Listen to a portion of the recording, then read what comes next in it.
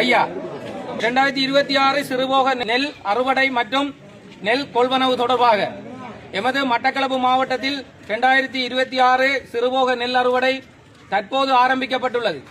ஆனால் தனியார் வியாபாரிகள் ஒரு மூடை நெல்லை 4500 முதல் 5000 வரையிலே கொள்வனவு செய்து வருகின்றனர்.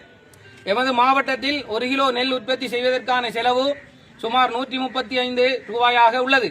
எனவே விவசாயிகள் நட்டமடையாத வகையில் 1 கிலோ நெல்லுக்கான உத்தரவாத நியாய விலையாக ரூபாய் 150 அறிவிக்குமாறு தங்களுடன் பணிவன்புடன் கோருகின்றோம்.